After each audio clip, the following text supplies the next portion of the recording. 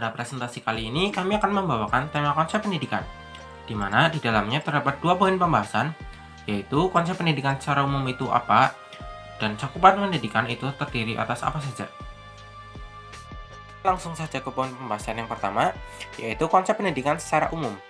Di dalam Undang-Undang Nomor 2 Tahun 1989 tentang Sistem Pendidikan Nasional, Pasal 1 dijelaskan bahwa pendidikan adalah usaha sadar untuk menyiapkan peserta didik melalui kegiatan bimbingan, pengajaran, dan atau pelatihan bagi peranannya di masa yang akan datang. Bahkan, pengertian pendidikan lebih luas cakupannya sebagai aktivitas dan fenomena.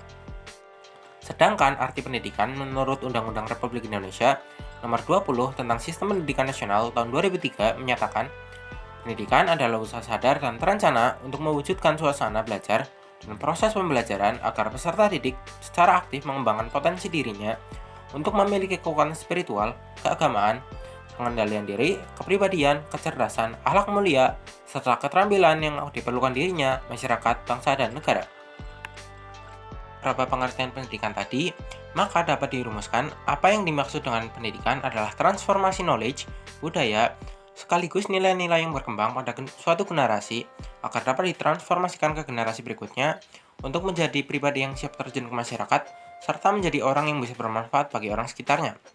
Seperti kata pepatah, indahnya hidup bukan dilihat dari berapa banyak orang yang kita kenal, akan tetapi berapa banyak orang yang bahagia mengenal kita.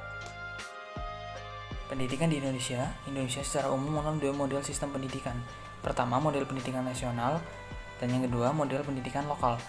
Model pendidikan nasional artinya sistem pendidikan yang kurikulum, penilaian, pengawasan, dan untuk mengukur taraf pendidikan bangsa dikelola, diawasi oleh negara. Sedangkan pendidikan lokal merupakan pendidikan yang dikembangkan oleh individu-individu masyarakat, baik kurikulum, sistem penilaian, bahkan evaluasinya.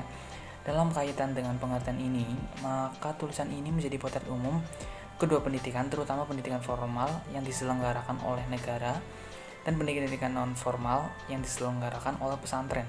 Dalam surat keterangan Kementerian Pendidikan Nasional Nomor 8 Tahun 1975 disebutkan bahwa pendidikan umum ialah pendidikan yang bersifat umum yang wajib diikuti oleh semua siswa dan mencakup program pendidikan moral Pancasila yang berfungsi bagi pembinaan warga negara yang baik. Tujuan pendidikan umum mempunyai beberapa tujuan, yaitu A. Membiasakan mahasiswa berpikir obukatif, kritis, dan terbuka. Yang B. Membiarkan pandangan tentang berbagai jenis nilai hidup seperti kebenaran, keindahan, dan kebaikan. Yang C.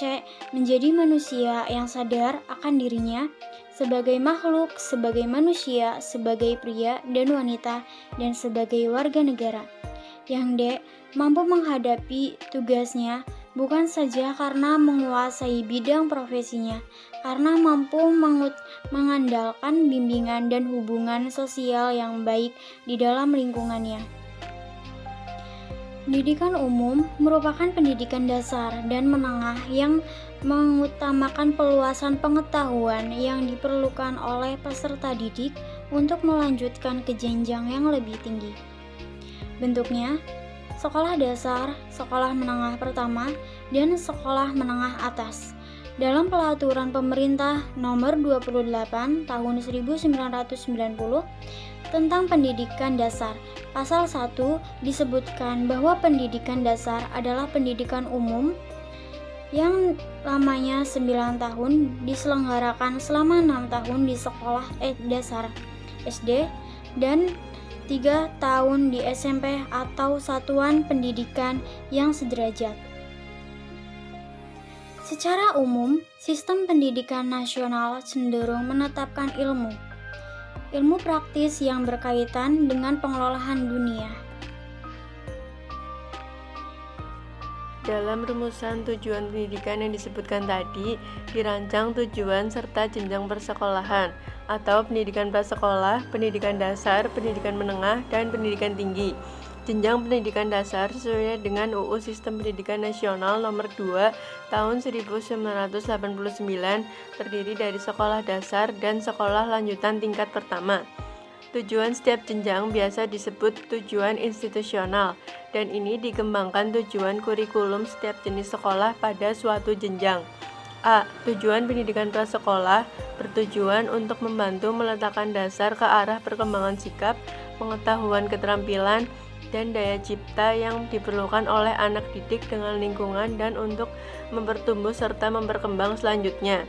B. Tujuan pendidikan dasar memberikan bekal kemampuan dasar kepada peserta didik untuk mengembangkan kehidupan sebagai pribadi anggota masyarakat, warga negara, dan anggota umat manusia, serta mempersiapkan peserta didik untuk mengikuti pendidikan menengah. C. Tujuan pendidikan menengah bertujuan meningkatkan kemampuan siswa sebagai anggota masyarakat dalam mengadakan hubungan timbal balik dengan lingkungan sosial budaya dan sekitarnya. D. Tujuan pendidikan tinggi. Untuk tujuan pendidikan tinggi ini terdapat 2 poin. Yang pertama, menyiapkan peserta didik menjadi anggota masyarakat yang berkembang akademik dan profesional yang dapat menerapkan, mengembangkan, atau menciptakan ilmu pengetahuan dan teknologi serta kesenian. Poin yang kedua, mengembangkan dan menyebarkan ilmu pengetahuan, teknologi, atau kesenian serta mengupayakan penggunanya untuk meningkatkan kehidupan masyarakat dan memperkaya kebudayaan nasional. Dari rumusan tujuan pendidikan institusional di atas, dapat disimak bahwa tujuan ini merupakan penjabaran dari tujuan pendidikan instruksional dalam arti dirumuskan lebih khusus, disesuaikan perkembangan peserta didik kepada institusinya dan lebih profesional. Dan sekarang kita memasuki pembahasan yang kedua, yaitu cakupan pendidikan. Untuk mencapai kualitas pembelajaran yang berkualitas, perlu dipahami dan diketahui apa saja cakupan dalam pendidikan. Unsur-unsur pendidikan terdiri dari 1. Peserta didik. Peserta didik berstatus sebagai subjek didik. Pandangan modern cenderung menyebut demikian. Oleh karena peserta didik tanpa pandang usia adalah subjek atau pribadi yang otonom yang ingin diakui keberadaannya. Selaku pribadi yang memiliki ciri khas dan otonomi, ia ingin mengembangkan diri, mendidik diri secara terus-menerus guna memecahkan masalah-masalah hidup yang dijumpai sepanjang hidupnya. Peserta didik sebagai subjek pembelajaran merupakan individu aktif dengan berbagai karakteristiknya, sehingga dalam proses pembelajaran terjadi interaksi timbal balik, baik antara guru dengan siswa maupun antara siswa dengan siswa. 2. Pendidik. Pendidik ialah orang yang bertanggung jawab terhadap pelaksanaan proses pendidikan dengan sasaran peserta didik. Pendidik harus memiliki kewibawaan, kekuasaan batin mendidik, dan menghindari penggunaan kekuasaan lahir, kekuasaan yang semata-mata didasarkan kepada unsur wewenang jabatan. Kewibawaan dimiliki oleh mereka yang sudah dewasa. Yang dimaksud adalah kedewasaan rohani yang ditopang kedewasaan jasmani. Kedewasaan jasmani tercapai bila individu telah mencapai puncak perkembangan jasmani yang optimal. Kedewasaan rohani tercapai bila individu telah memiliki cita-cita hidup dan pandangan hidup yang tetap. Pendidik menurut Sudita tahun 2014 harus memiliki persyaratan antara lain jujur, bertakwa kepada Tuhan Yang Maha Esa, tidak tercelah dan tidak pernah berurusan dengan kepolisian karena tindakan kriminal, sehat jasmani dan rohani, memiliki kualifikasi pendidikan tertentu, mampu melaksanakan kompetensi pendidik, dan memiliki sertifikat pendidik. 3. Interaksi edukatif antara peserta didik dan pendidik.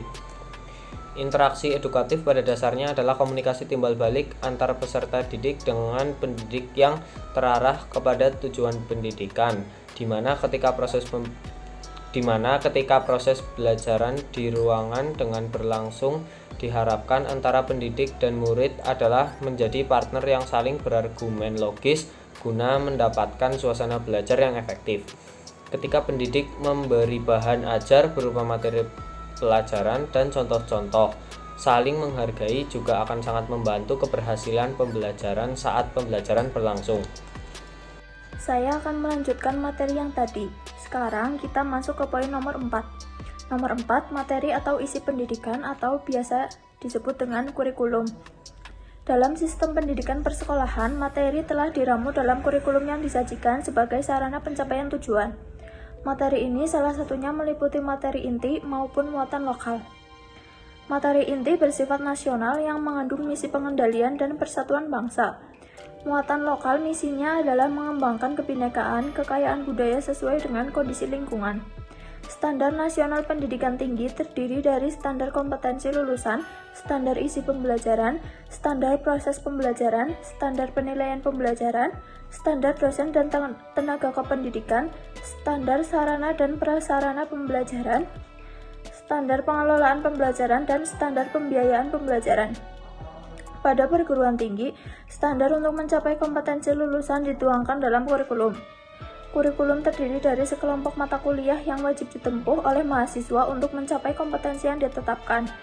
Mata kuliah terdiri dari mata kuliah umum dan mata kuliah keahlian, yaitu keahlian utama dan keahlian khusus. 5. Alat dan metode. Konteks yang mempengaruhi pendidikan antara lain alat dan metode. Alat dan metode diartikan sebagai segala sesuatu yang dilakukan ataupun diadakan dengan sengaja untuk mencapai tujuan pendidikan. Alat pendidikan media sosial, misalnya IT, internet teknologi, handphone, televisi, radio, dan lain-lain. Metode pendidikan dibedakan menjadi dua, yaitu A. yang bersifat preventif, yaitu mencegah terjadinya hal-hal yang tidak dikehendaki, misalnya larangan, pembatasan, peringatan, bahkan juga hukuman. Dan B. yang bersifat kuratif, yaitu memperbaiki, misalnya ajakan, contoh, nasihat, dorongan, pemberian kepercayaan, saran, penjelasan, bahkan juga hukuman.